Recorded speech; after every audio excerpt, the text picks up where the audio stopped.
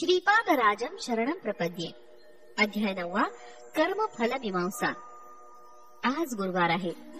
सकाळी सूर्योदयासमयी गुरुचा होरा चालू आहे.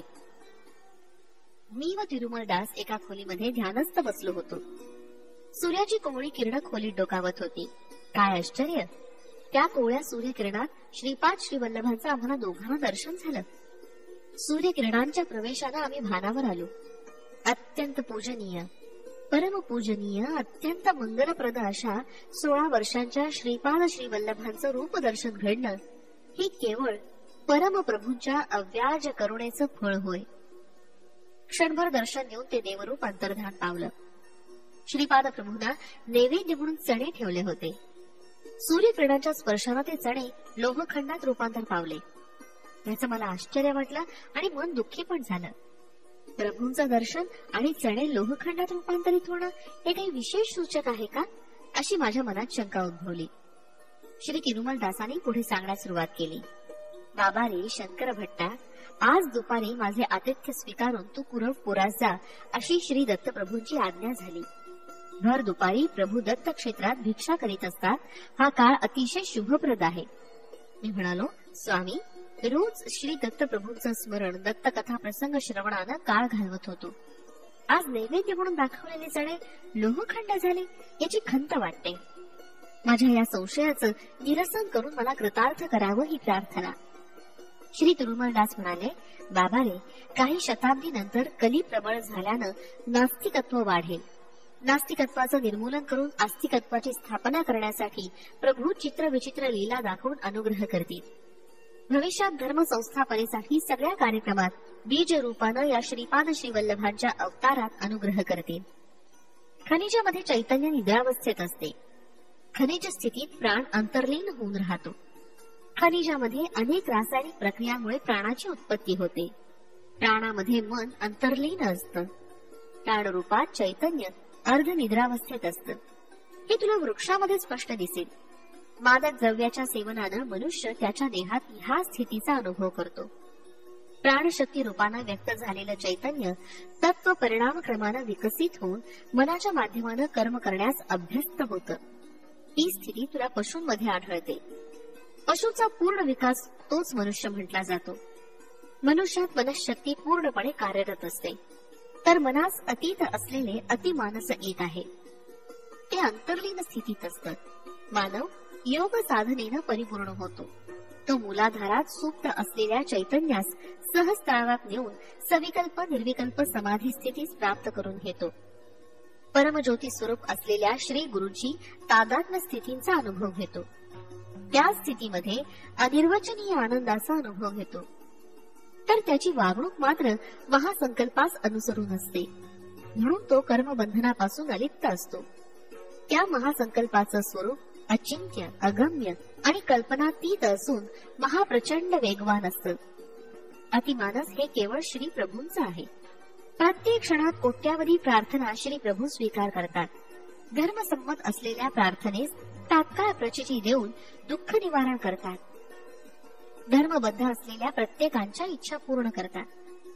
मानवाच्या मनाचा वेग पूर्ण गतिवत असून श्री प्रभूंच्या अतिमानसाचा वेग महाप्रचंड आणि कल्पनातीत आहे. महाप्रचंड वेग असलेल्या प्रकाशाचा वेग पण त्यांच्या अतिमानस वेगापुढे कमी पडेल. मानव किंवा कुठल्याही प्राण्यानं केलेली लहानशी प्रार्थना प्रभूंच्या दिव्य तेजपुंजाद्वारे प्रभूस पोचते. समस्त दृश्यादृश्य शक्तींचा आधार प्रभूच आहे. सर्व लोक प्रकाशमान होण्याचं कारण त्यांच्या शरीरातून बाहेर पडणारे ज्योतिपुंज असून दुसरं काही नाही. अनेक कोटी ब्रह्मांडात प्रकाशमान असणारे सूर्य, नक्षत्रादींचे संयुक्त प्रकाश सुद्धा त्यांच्या तेजापुढे सूर्यास देवटी दाखवल्याप्रमाणे समान होय. बाबारे, हेच श्रीपाद श्रीवल्लभांचं खरं पुरतत्व होय. अनंत शक्ती, अनंत ज्ञान, अनंत व्यापकत्व असलेल्या त्या निर्गुण निराकार स्वरूपास सृष्टीबद्दल असलेल्या अव्याज अनंत करुणेपोटी सगुण साकार मनुष्य देह धारण करून श्रीपाद श्रीवल्लभांच्या रूपात दर्शन देत आहेत. हे जाणण्यासाठी मानवास परिपूर्णता आली पाहिजे. श्रीपाद श्रीवल्लभांचं दिव्य स्वरूप. मानवाची देवाविषयी ओढ अनिवार्य आहे. तसंच देव सुद्धा अनंत परिमितींना लांघून निम्न स्तरात जन्म घेतात. यास अवतरण असं म्हणतात. ही एक निरंतर चालू असलेली योग क्रिया आहे. सृष्टीमध्ये सत्याची एकदा स्थापना झाली की ती स्वयंसिद्ध प्रयत्नरहित कार्यरत असते. सत्य ज्ञान अनंत स्वरूप असलेले श्रीपाद श्रीवल्लभ हे अनेक सत्या सृष्टीमध्ये स्थापन करण्याच्या संकल्पानं दिव्य भव्य अवतार घेतात. ते साक्षात दत्तप्रभू होत. मी म्हणालो, स्वामी, आपल्याशी चर्चा करीत असता मला कितीतरी नवनवीन विषयांचा उलगडा झाला, तरी श्री गुरु स्वरूपाचा अंत लागत नाही. त्यांचं हे दिव्य आणि भव्य चरित्र कसं लिहावं, त्याला कुठली व्याख्या द्यावी हे समजत नाही. मी मूर्ती प्रतिष्ठेबद्दल ऐकलं आहे, आपण सत्याच्या प्रतिष्ठेबद्दल बोलता आहात, तरी माझ्यावर कृपा करून सत्याबद्दल विस्तारपूर्वक सांगावं अशी विनंती. श्री तिरुमलदास म्हणाले, बाबा रे, तुझ्याकडून श्रींचा चरित्र लेखन कार्य व्हावं असा संकल्प पूर्वीच झाला असून तुझ्या संपर्कात येणाऱ्या श्रीपादांचे भक्त शिरोमणी ते अनुभव तुला सांगतील. या विषयास लेखणीबद्ध कर. तुझ्या व्याख्यांची इथं आवश्यकता नाही. श्रींचे चरित्र स्वतः श्रीच तुझ्या लेखणीच्या माध्यमातून लिहून घेतील. ह्या उपर विचार करणं व्यर्थ आहे. मनुष्य नाना प्रकारचं अन्न सेवन करतो. सेवन केलेलं अन्न आपोआप पचन होऊन शरीरास शक्ती प्रदान करतं. या पाचन क्रियेमध्ये मनुष्याचा प्रयत्न नसून शरीराचं काम आहे. मनुष्याचं कर्तव्य केवळ अन्न संग्रह करून ग्रहण करणं एवढंच. भोजन केल्यावर अन्न पचवणं हे शरीराचं कर्तव्य होय. म्हणजे तुझं कर्तव्य अन्न मिळवणं असा विधीचा अर्थ आहे. भोजन केलेलं अन्न पाचन करण्याचं कर्तव्य शरीराचं आहे. मनुष्यात मन असल्या कारणानं तो स्वेच्छेचा अनुभव घेतो, म्हणून खरं खोटं बरं वाईट दोन्ही घडण्याची शक्यता आहे. शरीरास ती स्वेच्छा नाही. जेवलेलं अन्न पचन करून शरीरास शक्ती संपन्न करणं हेच शरीराचं कर्तव्य आहे असा विधीचा निर्णय आहे. मनुष्यास इच्छा असो किंवा नसो, त्याच्या प्रयत्नाशिवाय शरीर आपलं कर्तव्य पार पाडत असतं. शरीरासंबंधित सत्याची स्थापना झाल्या कारणानं अप्रयत्नानं मनुष्याच्या संकल्पाचा प्रमेय नसून ते सतत चालू असतं. प्रकृती म्हणजे सृष्टीमधील सगळ्या क्रिया प्रतिक्रिया या सत्याच्या आधारानं घडतात. सूर्योदय, सूर्यास्त, ऋतुचक्र, ग्रह नक्षत्रांचं चलन या सत्याच्या आधारावर घडलेच पाहिजे. हे अनुल्लंघनीय शासन आहे. म्हणजे याच्या विपरीत करण्याचं स्वातंत्र्य त्यांना नाही. सर्व व्यापकत्व असलेले प्रभू सृष्टीमध्ये प्राणीमात्रांविषयीच्या करुणेमुळे सृष्टी विधान सुरळीत करतात. कृतयुगामध्ये संकल्प मात्रे सकल सिद्धी प्राप्त होत, तर त्रेतायुगात यज्ञ यागानं, द्वापार युगात मंत्र शस्त्रास्त्रानं सकल सिद्धी प्राप्त होत, तर कलियुगामध्ये प्रामुख्याने तंत्र प्रयोगानं, कलियुगी यंत्रानं सकल सिद्धी प्राप्त होतात. युगधर्मास अनुसरून आणि मानवाच्या शक्तियुक्तीचा स्तर या आधारावर सृष्टी विधानाच्या सरळीकरणाचा निर्णय होतो. 3 अहोरात्र निरंतर श्रीपाद श्रीवल्लभांचं स्मरण केल्यानं त्यांचं ध्यान करणाऱ्यास श्रीपाद सशरीर दर्शन देऊन धन्य करतात. मानवाच्या पतनास लाख मार्ग असतील तर देव त्यांच्या उद्धारासाठी 10 लाख मार्गाने अनुग्रह करतो. श्री दत्तप्रभू त्यांचे अंशावतार सिद्ध, योगी, महासिद्ध यांच्या करवी या सृष्टीचे पालन करीत असतात. पूर्व युगातील श्री दत्त हे श्रीपाद आहेत का, अशी शंका तुझ्या मनात बीज रूपानं असल्या कारणानं श्रीपादांनी तुझ्या शंकेचं निवारण करण्यासाठी नैवेद्यास दाखवलेले चणे लोहखंडात रूपांतर केले. माता अनसुयाने लोहखंडाचे खाण्यायोग्य चणे केले होते. मी प्रत्यक्ष दत्त आहे हे दर्शवण्यासाठी असं केलं. तुझ्या कुंडलीत गुरु व्याधिस्थानात आहे. गुरुग्रहास चण्यांचा संबंध आहे. गुरुग्रहामुळे तुझ्यावर येणाऱ्या विपत्ती बीज रूपानं असून त्या अंकुरित न होण्यासाठी चण्यांचं लोहखंडात परिवर्तन करून तुझ्या निदर्शनास आणलं. श्रीपादाच्या दिव्य मानस चक्षुनी अवलोकन न केलेली कुठलीही वस्तू या सृष्टीत उत्पन्न होत नाही. तसंच त्यांच्या दिव्य दृष्टीस आल्याशिवाय कुठलाही प्राणी या सृष्टीत जन्म घेत नाही हे परमसत्य आहे. सत्य वस्तू संबंधित ज्ञान सुप्रतिष्ठित असल्या कारणानं त्या ज्ञानाची प्राप्ती झालेली या लोकातून अंतर्धान झाले तरी नाश नाही. त्या ज्ञानास प्राप्त करण्यायोग्य मानव या सृष्टीमध्ये जन्म घेतल्यावर ते ज्ञान आपोआप त्यास होते. दैवशक्ती, चिरंजीव मुनी, अवतारी पुरुष हे सगळे अविनाशी तत्वाचेच अंश आहेत. मानव विनाशी तत्वाचे अंश आहेत. अविनाशी तत्वाचे ज्ञान, स्थिती, गती, शक्ती एका विशिष्ट प्रकारे असले पाहिजे असा नियम नाही. ते स्वेच्छा तत्व आहे, परिपूर्ण आहे. ते अत्यंत प्राचीन आणि नित्य नूतन आहे. कारण नसलेलं कार्य होणं असंभव आहे. सर्व कारणास आणि सर्व कार्यास एकमेव असं तत्वच आधार आहे. ते अतीत आणि अगम्य आहे. यालाच दत्त तत्व असं म्हणतात. त्या दत्तप्रभूंनी या कलियुगात आपल्या संपूर्ण कलांनी परिपूर्ण प्रथम श्रीपाद श्री वल्लभांचा अवतार या पिठिकापुरात घेतला. अशा श्रीपादांचं वर्णन करण्यास सहस्त्रफणी आदिशेषात सुद्धा सामर्थ्य नाही. बाबा रे, श्रीपाद श्री वल्लभ श्री नृसिंह सरस्वतींचा अवतार घेणार असल्याचे बरेच वेळा सूचित केले होते. हिरण्यकश्यपानं विचित्राचा वर प्राप्त केल्यावर आता त्याचा मृत्यू असंभव आहे असं वाटत होतं. दिलेल्या वरदानाविरुद्ध न जाता कल्पनातीत अशा विधानानं श्री नृसिंह भगवानांनी हिरण्यकश्यपाचा वध करून परमभक्त असलेल्या प्रल्हादाचं रक्षण केलं. प्रभू स्तंभामध्ये विराजमान आहेत असा प्रल्हादानं निर्धार केला. प्रभू स्तंभातून प्रकटले. देव आहे किंवा नाही असा संशय या कलियुगात बहुतेकांच्या मनात येतो. कलियुगातील हिरण्यकश्यपाचा मदनाश करून प्रल्हादासारख्या भक्तांचं रक्षण करण्यासाठी श्री दत्तप्रभूंचा श्री नृसिंह अवतार होणार आहे. देव आहे हे सिद्ध करण्यासाठी नरसिंह अवताराचं वैशिष्ट्य. श्रीपाद श्री वल्लभ आणि श्री नृसिंह सरस्वतींचे अवतार दैवदूषण करणाऱ्यांचे मदनाश आणि देवभक्ती करणाऱ्यांचे डोळ्यास पापणीसारखे रक्षण करावे या दोन प्रधान उद्देशानं झालं. श्रीपाद श्री वल्लभात साध्य असं काहीच नाही. तिरुमलदास बोलत होते, मी ऐकत होतो. माझ्या मनात एका संशयानं घर केलं. मी भूर्ज पत्रावर श्रीपाद श्री वल्लभांचं चरित्र लिहित होतो. भविष्य काळात लोक कुठल्या पत्रावर स्वामींचं चरित्र लिहितील बरं? शालिवाहन शकाच्या अंतर्गत सध्याचे व्यवहार चालू आहेत. पूर्ण शक प्रचारात येणार असल्याचं स्वामींचं म्हणणं आहे. खरं पाहता श्रीकृष्णाचं निर्याण कधी झालं?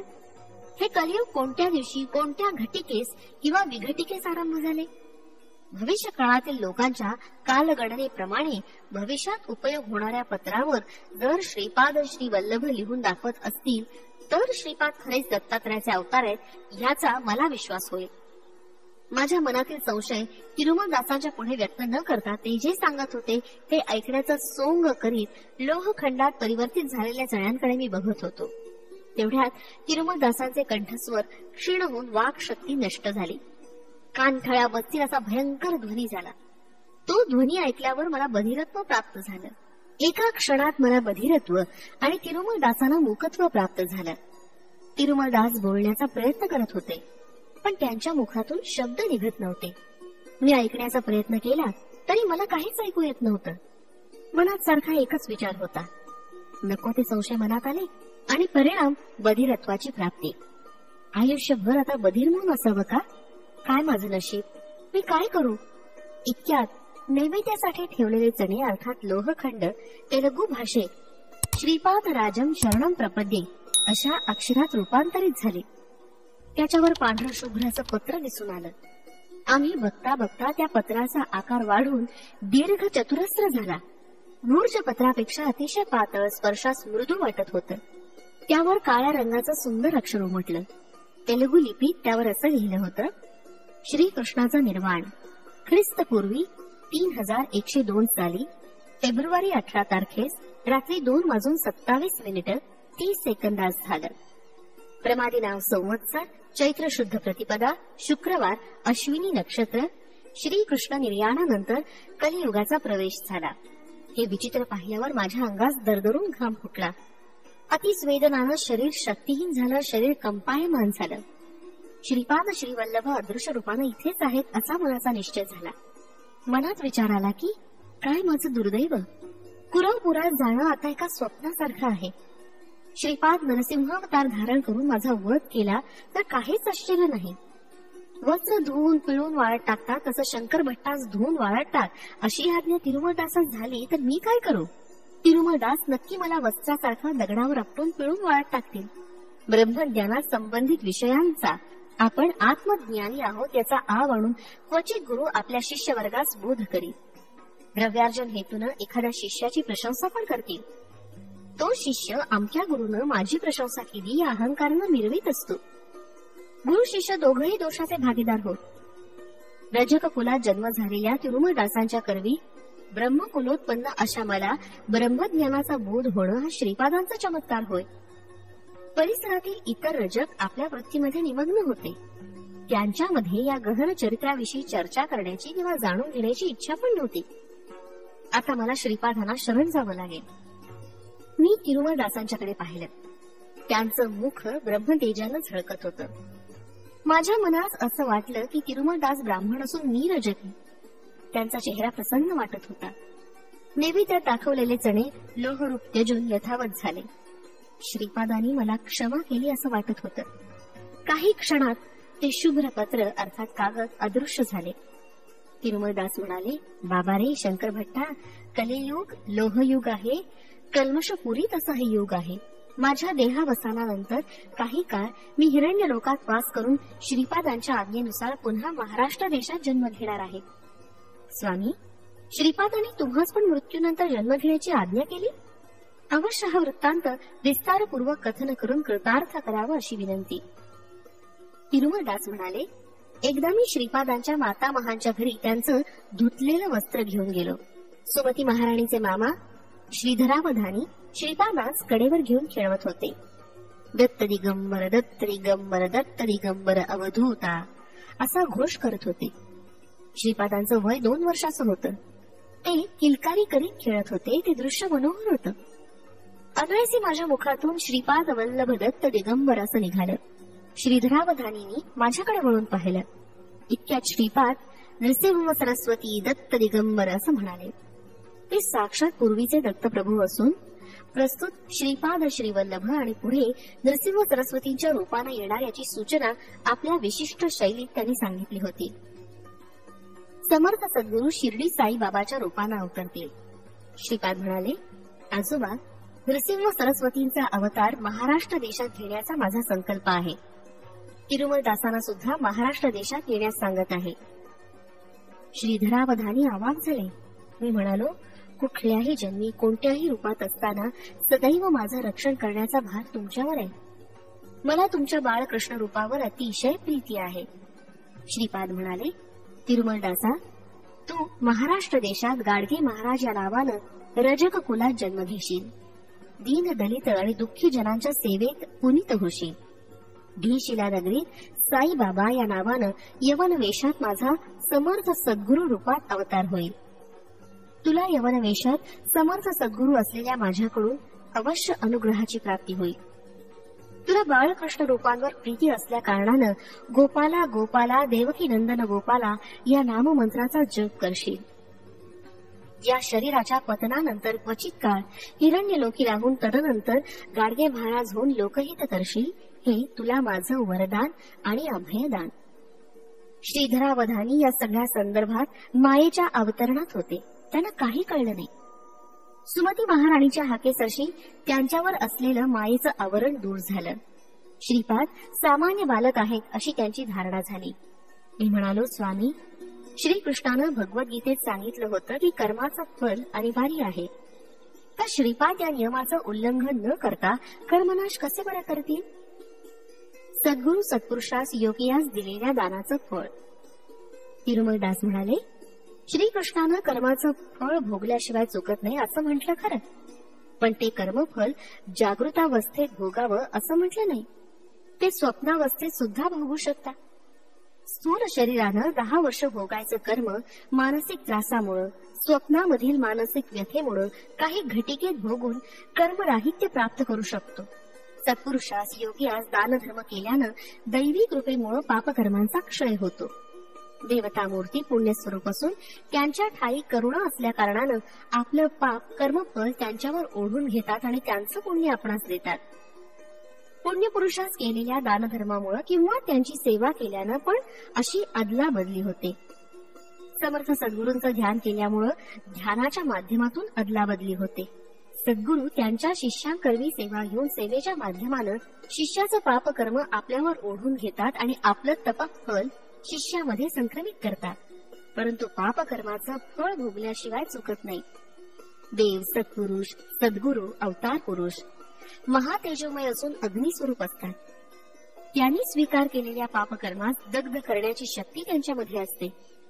त्यांना आपण अर्पण केलेल्या पत्र, फल, पुष्पादींच्या माध्यमानं सुद्धा पाप पुण्याची अदलाबदली घडत असते.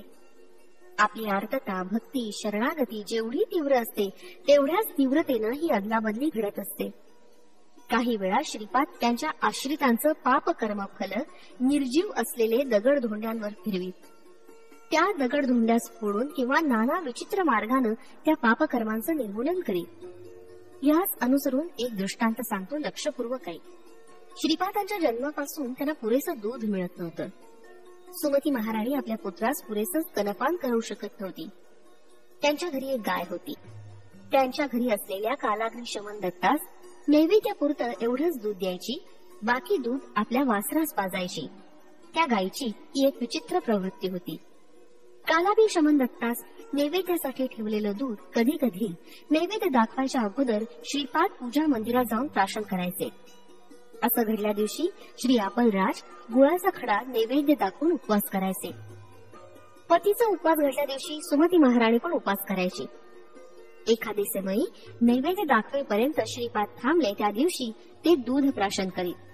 त्यांच्या वंशात जन्मलेल्या अपूर्व आणि दिव्य शिशूस पुरेल एवढं दूध आपण देऊ शकत नाही या विचाराने माता पिता चिंतित होते. वेंकटप्पय्या श्रेष्ठी आणि नरसिंह वर्मा यांनी भरपूर दूध देणारी एक गाय आपण राजास दान देण्याचा प्रयत्न केला. ते सारे प्रयत्न व्यर्थ झाले, कारण दान स्वीकार न करण्याचं आपण राजांचं व्रत होतं. दान घेतल्यानं पाप संग्रह होतो असा त्यांचा अभिप्राय होता. ते वेदशास्त्र संपन्न असून केवळ वेद सभा असल्यास त्यातून मिळाली तेवढी दक्षिणा स्वीकार करत होते. पौरोहित्यापासून उत्पन्न कमी होतं. फक्त वेंकटप्पय्या श्रेष्ठी आणि नरसिंहराय वर्मा यांच्याकडे ते पौरोहित्यास जात असत. ते दोघं दक्षिणा जास्त देण्याचा प्रयत्न केल्यास त्यांच्यावर राग करायचे. आपळराज आपले सासरे श्री सत्य ऋषीश्वर म्हणजे श्री बापन्नार्य यांच्याकडून पण काही घेत नसत. कार्तिक पौर्णिमेस सुमती महाराणींचा जन्मदिवस असल्या कारणानं श्वसुरगृही भोजन करत. वैशाख शुद्ध तृतीयेस आपळराजांचे जन्मदिवशी पण श्री बापन्नार्यांच्या घरी भोज करीत. कालांतरानं श्रीपाद जयंती अर्थात गणेश चतुर्थीस पण त्यांच्या घरी जेवायचे. कुटुंबाच्या या दुःस्थितीचा विचार करून एके दिवशी सुमती महाराणी आपल्या पतीस म्हणाली, नाथ, आमच्या माहेरचे संपन्न असून नैष्ठिक श्रोत्रिय संस्काराचे आहेत. मल्लादी वंश श्रीमंत असून आमचं माहेर आहे. त्यांच्याकडून एका गायीचा स्वीकार करण्यास मला काही दोष वाटत नाही. श्रीपादांना पोटभर दूध देण्याची पण आपली स्थिती नाही. आपण या विषयाचा शांतपणे विचार करावा ही विनंती. आपळराज म्हणाले, सौभाग्यवती, तुझं म्हणणं बरोबर आहे. सत्य ऋषीश्वर पापरहित असून त्यांच्याकडून गाय घेतल्यानं दोष घडत नाही. पण या विषयात शास्त्र संमती असणं आवश्यक आहे. श्रीपादांच्या जन्मापूर्वीपासून आजपर्यंत आश्चर्यकारक घटना घडत आल्या. श्रीपाद दत्ताचे नवावतार असल्यास त्यांच्या घरी असलेल्या गायीनं भरपूर दूध दिलं असतं की नाही? किंवा तुझ्या स्तन्य क्षीराची समृद्धी झाली नसती का? बरे, मोठा मुलगा श्रीधर राज शर्मा आंधळा आणि लहान मुलगा रामराज शर्मा पंगू आहेत. श्रीपाद त्यांचं अंग वैकल्य नाहीसं करून त्यांना विमुक्त करू शकतात ना? तू या बाबतीत तुझ्या वडिलांशी चर्चा कर. येऊन जाऊन माझ्या नियमांच्या उल्लंघनाची पाळी माझ्यावर आणता हे उचित नव्हे. सुमती महाराणीनं या विषयाचं निवेदन आपल्या वडिलांसमोर केलं. बापन्नार्य मंद हास्य करत म्हणाले, अम्मणी, हे सगळं श्रीपादांचे लीलाविलास आहे. श्रीपाद समस्यांचे परिष्कार करण्यातच नसून समस्या उत्पन्न करण्यात पण पटाईत आहे. श्रीपाद दत्त असल्याचं योग दृष्टीनं मी जाणलं आहे. आपल्या घरी गोसमृद्धी आहे. गाय देण्यास केवळ माझी संमती नसून महानंदप्रद पण आहे. दत्तप्रभूस गोक्षीर अत्यंत प्रीतिकर आहे. तुझ्या पतीच्या म्हणण्याप्रमाणे शास्त्रसंमती आवश्यक आहे. अहो, काय विधी वैपरीत्य आहे. श्वसुराकडून संपत्ती लुबाडण्यासाठी नाना परीचे प्रयत्न करणाऱ्या जामातांची या जगामध्ये कमी नाही. पण माझा जामात अग्निहोत्र समान आहे. त्याचे नियम भंग करण्याचा प्रयत्न करणारे आपण वेडे ठरतो. सृष्टीतील पंचमहाभूतांनी स्पष्ट रीतीनं आमोदन केल्याशिवाय तुझा पती गोदान स्वीकार करणार नाही. श्रीपाद त्यांच्या ज्येष्ठ बंधूंना अंग वैकल्यापासून विमुक्त केल्यास तुमच्या कुटुंबाशी असलेले त्यांचे ऋणानुबंध संपतील. ऋणविमुक्त झालेले दत्त तुमच्या घरी पुत्राप्रमाणे राहू शकत नाही.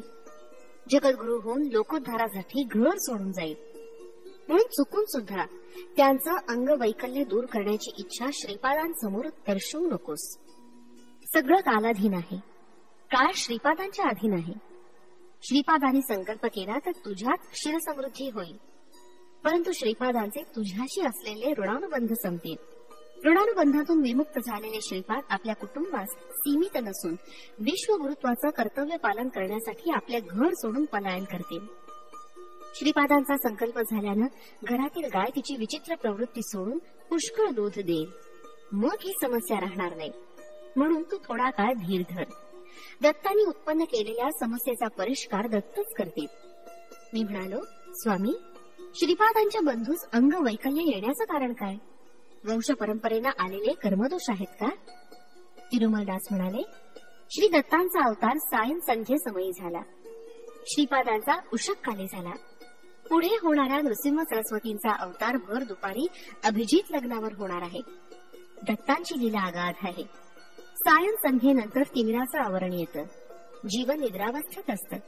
म्हणून दत्तावतारात योग साधनेच्या परिणामक्रमानुसार समस्त जीवांचं भार वहन करून जीवास सुख निद्रा दिली. कुठं जावं, काय करावं, परिणाम स्वरूप कोणत्या दिशेस जावं, या उद्विग्न मनस्थितीत जीव असतो हाच गाढ अंधकार आहे. जीवास नकळत परिणाम सिद्धी प्राप्त करून देणं दत्तावताराचं वैशिष्ट्य. जीव कुठले प्रयत्न न करता किंवा किंचित प्रयत्नानं त्यांच्या नकळत अंतःचैतन्याच्या ठिकाणी अगाध परिणाम प्राप्त करतो, हे केवळ भूमंडळात सीमित नाही. श्रीपादांचं आगमन उषक्काली झालं. उषसमयी सूर्य भगवान सगळी शक्ती एकाच वेळी प्रयोग करून जीवास पुनीत करीत असतो. श्रीपादांचं सूर्य हे प्रतीक आहे. जीवातील विविध शक्ती जागृत होऊन नाट्य करीत वैविध्यानं परिणाम स्थिती प्राप्त करण्याचं हे प्रतीक आहे. माध्यंदिन मार्तंडांचं चंड प्रचंड स्वरूप आहे. आत्मा सूर्य आपल्या संपूर्ण शक्तीचा समृद्धीनं दशदिशास प्रसार करतो. तसं जीवास जागृत करण्यासाठी नृसिंह सरस्वती अवताराचं प्रयोजन आहे. हा विषय त्यांच्या विश्वव्याप्त चैतन्याचा विषय आहे. दत्तावतारात आणि श्रीपाद श्रीवल्लभांच्या अवतारांमध्ये काळरात्र होती. तिचं केवळ महाअंधकाराचं स्वरूप होतं. त्याचं प्रतीक म्हणून ज्येष्ठ बंधू असलेले श्रीधरराज शर्मांचा जन्म झाला. ती रात्र उलटल्यावर होती ती स्थिती म्हणजे संशय, नास्तिकवाद, कुतर्क, वक्रभाष्य वगैरे. ह्याचं प्रतीक म्हणून लहान बंधू श्रीरामराज शर्मा यांचा जन्म झाला. कुठलाही जीव अंधकारासदृश्य तामस वृत्तीचं निरसन करून संशय, कुतर्क आणि वक्रभाष्य इत्यादींचे त्याग केल्यावर श्रीपाद श्रीवल्लभांचा अनुग्रह प्राप्त करतो. यातलं रहस्य हेच होय. हे जगातील प्राण्यांच्या परिणामदशेस संबंधित विषय आहेत. वंश परंपरेनं आलेले कर्मदोष सुद्धा आहेत. श्री आपळराज शर्मा वेलनाड्डू मंडळातील वैदिक ब्राह्मण होते, तरी त्यांच्या कुटुंबास ग्रामाधिपत्य होतं. श्रीपादांचे पितामह आईरविल्ली या ग्रामाचे अधिकारी होते. त्यांच्या कुटुंबात ज्येष्ठ पुत्रास अधिकार देण्याची परंपरा होती. श्रीपादांच्या पितामहांचे नाव श्रीधर रामराज शर्मा होतं. ग्रामाधिकार असलेल्या ब्राह्मणामध्ये आपल्या नावास राज या शब्दास जोडण्याची प्रथा होती आणि ब्राह्मण असल्याचं सुचवण्यासाठी शर्मा या शब्दास जोडत. ग्रामात पीक पिकलं किंवा पिकलं नाही तरी कराच्या रकमेची भरपाई जमीनदारांना करणं अनिवार्य होतं. ग्रामाधिकाऱ्यावर कर वसूल करून देण्याची जबाबदारी होती. श्रीधर रामराज शर्मांना त्यांच्या आवडीनिवडीस बाजूला सारून जमीनदाराच्या आज्ञेनुसार वेळप्रसंगी हिंसेच्या प्रयोगानं कर वसुली करावी लागेल. हे त्यांचे ग्रामाधिकारी या नात्यानं कर्तव्य धर्म होतं. पण दैवाच्या दृष्टीनं हे पापकार्य होतं. आपळराजांच्या ज्येष्ठ भ्रात्यास ग्रामाधिपत्य प्राप्त झालं. पितामहांच्या पापकर्मामुळे मोठा असलेला श्रीधरराज शर्मा आणि धाकटा श्रीरामराज शर्मा या उभयतास अंगवैकल्य प्राप्त झालं. श्रीपाद श्रीवल्लभ साक्षात श्री दत्तावतार असले तरी पितामहांच्या स्वल्प पापकर्माचे प्रभाव त्यांना पण अनुभवावे लागले. म्हणून त्यांना दुधाची समस्या उद्भवली. विश्वप्रभूंनी रचलेला नियम सर्वांना लागू होतो. स्वतः अवतारित होऊन कर्मफल त्यांनी पण भोगून आपलं मार्गदर्शन केलं. श्री व्यंकटप्पया श्रेष्ठी आणि श्री वत्सवाई नरसिंह वर्मा श्रीपादांना आपल्या पौत्राप्रमाणे मानित. म्हणून श्रीपादांच्या दुधाची समस्या नाहीशी करण्याचा बराच विचार त्यांनी केला. श्री वर्मा श्रेष्ठीस बोलावून म्हणाले की या समस्येचा परिष्कार तुम्ही करावा. श्री नरसिंह वर्म्यांच्या इथे गायत्री या नावानं प्रसिद्ध अशा गायीची संतती होती. त्यातील सर्व शुभ लक्षण असलेल्या एका गायीस श्रेष्ठीने वर्म्यांकडून क्रय केलं. विक्रय केलेल्या धनास वर्मांनी आपल्या जवळ जपून ठेवलं. पौरोहित्याच्या निमित्तानं आपळराज वर्म्यांच्या घरी आले. विक्रय केलेलं धन वर्म्यांनी आपळराजास दक्षिणा म्हणून दिले. साधारणपणे पौरोहित्यानिमित्त मिळणाऱ्या दक्षिणेपेक्षा ते अधिक होतं. आपळराज शर्मा यांनी धर्माप्रमाणे जेवढं द्रव्य दक्षिणा म्हणून घ्यायचं होतं तेवढंच घेऊन उरलेल्या धनाचा अस्वीकार केला. वर्म्यांनी पण दिलेली दक्षिणा परत घेण्यास नकार दिला. सुक्षत्रिय वंशात माझा जन्म झालेला असून दान दिलेलं द्रव्य परत येऊ शकत नाही असं ते म्हणाले. हा विवाद श्री बापन्नार्यांपर्यंत पोहोचला. ब्राह्मण परिषद बोलावण्यात आली. परिषदेत श्री बापन्नार्यांनी घोषणा केली की आपळराज शर्माने अस्वीकार केलेलं हे धन ज्यांना घ्यायचं असेल ते त्यांनी घ्यावं. अनेक ब्राह्मण ते धन आपणास मिळावं या हेतूनं त्यांच्यात चढाओढ सुरू झाली. हे सगळं बघण्यास विचित्र वाटत होतं. तेवढ्यात तरुण असलेला पापय्या शास्त्री या नावाचा ब्राह्मण म्हणाला, श्रीपाद दैवांश संभूत अवतारी पुरुष नाही. देव असल्यास अशी विचित्र परिस्थिती कशी काय आली? श्री दत्तच असल्यास त्यांच्या दोघा भावांचे अंगवैकल्यापासून रक्षण का बरे केले नाही? ज्या काही घटना घडल्या त्या केवळ कल्पना आहेत. तिळाचं पर्वत करून सांगणं महापाप आहे. मी दत्तभक्त आहे. श्वेतार्क रक्षा पण गुरूंकडून प्राप्त करून घेतली आहे. दररोज कितीतरी जप करतो. मी कुठलंही दान घेतल्यानं मालिन्य येत नाही. योग्य असलेल्या अशा मला हे धन द्यावं. ब्राह्मण परिषदेनं पापय्या शास्त्रीस ते धन द्यायचा निर्णय केला. ते धन एका चांगल्या गाईस विकत घेण्यास पुरेसं होतं. सभा समाप्त झाल्यावर विजय गर्वानं पापय्या शास्त्री घरी गेला. तिथं त्याचे मामा आले होते. कुशल प्रश्न इष्ट गोष्टी झाल्या. भोजन करून जाण्यास पापय्या शास्त्रींनी त्यांना विचारलं. पर्यायानं वर्षातून एकदा भोजन करतो. सध्या भाच्याकडे जेवण करणं जमणार नाही असं सांगून घाईघाईनं ते मामा निघून गेले. मामा निघून गेल्यावर पापय्या शास्त्री विचार करत बसले होते. त्यांची पत्नी जवळ येऊन म्हणाली, स्वामी आत्ता आलेले तुमचे मामा हुबेहूब गेल्या वर्षी वारलेल्या मामांसारखे दिसतात नाही का? पापय्या शास्त्री हादरून उठले. त्यांना एकच मामा होते. ते पण गतवर्षी निधन पावले होते. मग आता आलेले हे मामा कोण? माझी बुद्धी केवढ्या भ्रमात फसली. मामाच्या नात्याचे इतर काही नाते असतील तरी 100% या मामासारखे दिसणारे कोणी नव्हते. मृत झालेल्या मामांचा प्रेतात्मा तर नाही ना मी पाहिला. त्यांच्या हृदयाचे ठोके वाढत चालले. भूत प्रेत पिशाचांच्या मंत्रतंत्राविषयी त्यांना काही ज्ञात नव्हते. त्यांचे उपास्य दैवत असलेल्या दत्तांच्या अनुग्रहांचं पतन तर होत नाही ना. येणारा पुढचा काळ कष्टदायक तर नाही ना. मामाने जाता जाता शीघ्र आपण भेटू याची अपेक्षा करतो असं म्हटलेलं वाक्य सतत त्यांच्या मनास भेडसावू लागलं. लवकरच आपण मरण पाहून परलोकात आपल्या मामास भेटणार का या विचाराने त्यांचं मन जड झालं. ओम द्राम दत्तात्रेयाय नमः मंत्राचा जप त्यानं सुरू केला. त्या दिवशी मंत्र जप करणं सुद्धा एकाग्र चित्तानं होत नव्हतं. श्री कुक्कुटेश्वराच्या मंदिरात स्वयंभू दत्तात्रेयाचं दर्शन घेण्यासाठी ते गेले. दत्तमूर्तीचं ध्यान करण्यास बसल्यावर ध्यानात शीर नसलेली दत्तमूर्ती दिसली. इथं पण जप करण्यास बसल्यावर मन स्थिर नव्हतं.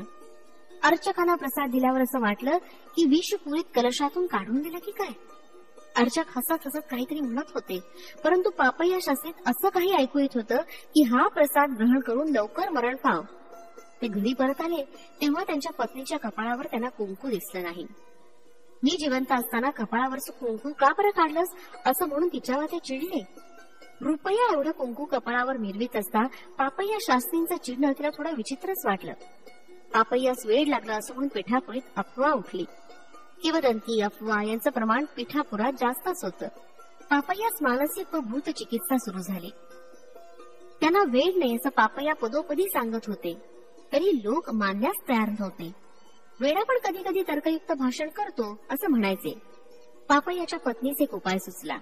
तिच्या पतीनं अज्ञानवश श्रीपादांची निंदा केली याचे कर्मभोग आहेत असा तिचा निर्धार झाला. पाषाणातील देवास शरण जाण्याऐवजी सशरीर असलेल्या श्रीपादांच्या शरणी जावं असा तिने विचार केला. ती श्रीपादांच्या घरी गेले. श्रीपादांना तिने कडेवर घेऊन त्यांचे लाड केले.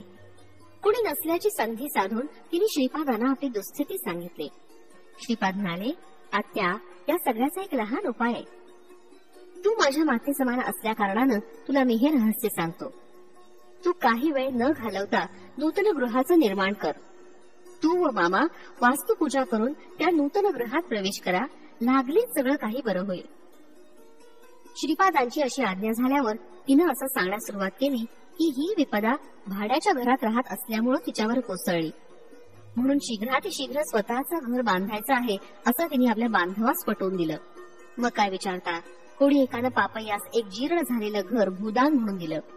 लागलीच घरातील सगळी संपत्ती, धन इत्यादींचा विक्रय करून जीर्ण घरास पाडून नूतन गृह निर्माण कार्य सुरू झालं. गृहनिर्माणासाठी ऋण सुद्धा घ्यावं लागलं. पर्वतशिला आणून त्याची शकल करून गृह निर्माणात वापरण्यात आली. नूतन गृह प्रवेश केल्यावर पापय्या शास्त्री स्वस्थ झाले. बाबारे शंकर भट्टा पापय्याची मृत्यूदशा चालू होती. त्यांचं अपमृत्यूच्या संकटापासून श्रीपादांनी रक्षण केलं. त्याला मानसिक त्रास, अपमान, धनव्यय इत्यादी कष्ट देऊन कर्मध्वंस केला. इतकंच नव्हे, पापय्याच्या पापकर्मांचे शिलामध्ये आकर्षित करून त्या शिलांचे शकले करून पापकर्मांचा नाश केला. कर्मध्वंस करण्यास सिद्ध अवधूत विविध विचित्र मार्गांचे अवलंबन करतात.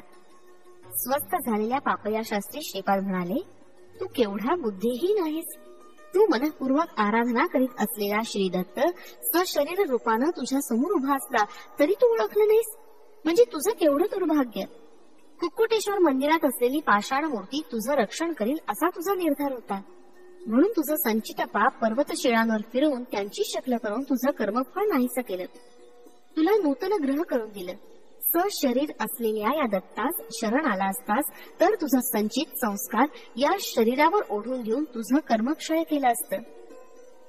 भक्ताच्या भावनेनुसार भगवंताचं अनुग्रह फल असतं. ही लीला घडल्यावर पापय्यानं श्रीपाद श्रीवल्लभच दत्ताचे अवतार आहेत असं ओळखलं. श्रीपादांच्या दुधाच्या समस्येविषयी श्री श्रेष्ठी आणि श्री वर्मा चिंतित होते.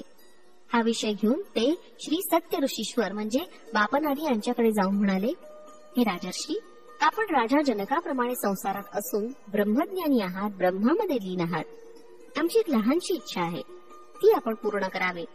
श्री बापनार्य म्हणाले, इच्छा व्यक्त केल्याशिवाय कसं बरं वचन देऊ.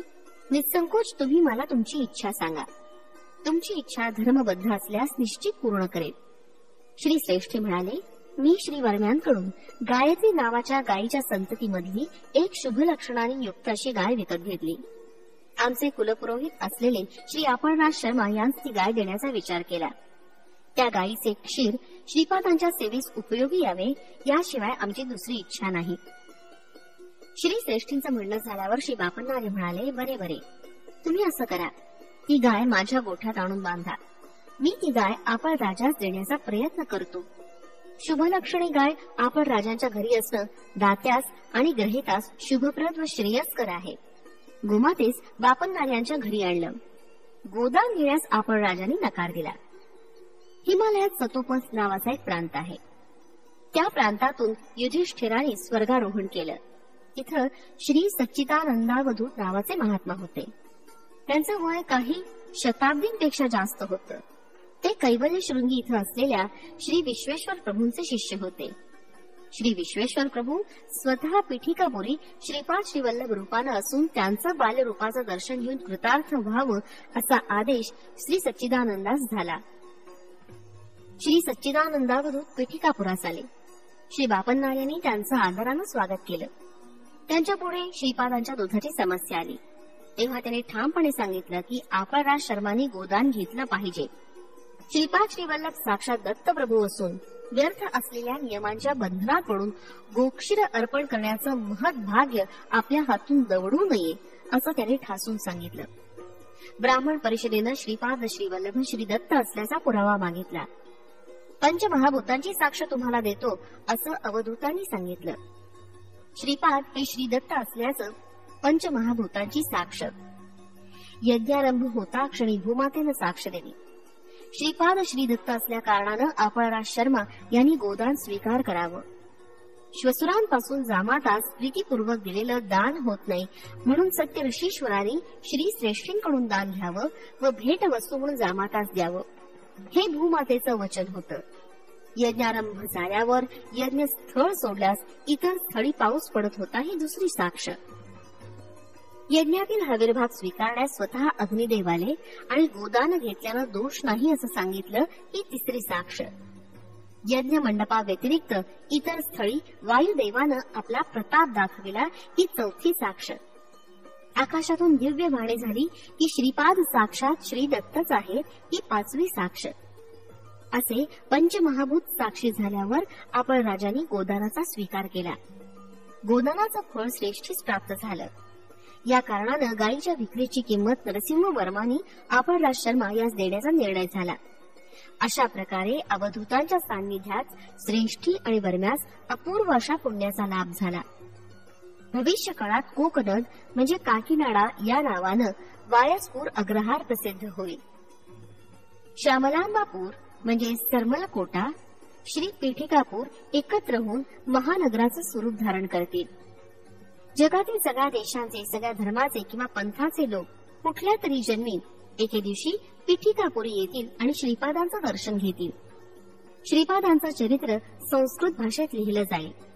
श्रीपाद श्रीवल्लभ चरित्रामृत हा ग्रंथ श्रीपादांच्या आशीर्वादानं प्रसिद्ध होईल. भूर्जपत्रात लिहिलेले ग्रंथ श्रीपादांच्या संकल्पानं अदृश्य रूपानं श्रीपादांच्या जन्मस्थानी 7 मनुष्यांच्या उंची इतके खोल निक्षिप्त राहतील. त्यांच्या जन्मस्थानी श्रीपादुकांची स्थापना आणि मंदिराचं निर्माण होईल. श्रीपादास गोदान केलेले महापुण्यशाली वेंकटप्पय्या श्रेष्ठी खरोखर धन्य आहेत. त्यांच्या कुटुंबात धनधान्याची समृद्धी असेल. ते हिरण्य लोकात थोडा काळ राहून पुन्हा महाराष्ट्र देशात ऐश्वर्यवंत वैश्य कुळात जन्म घेऊन श्री नृसिंह सरस्वती अवताराचं सुद्धा दर्शन घेतील. बाबा रे शंकर भट्टा, हे गोदान अत्याधिक विशेष शुभप्रद आहे. तू पुरवपुरी प्रयाणाची तयारी कर. श्रीपाद श्रीवल्लभ सदैव तुझी रक्षा करतील. श्रीपाद श्रीवल्लभांचा जय जयकार असो. फलश्रुती प्रारब्ध कर्मनाश.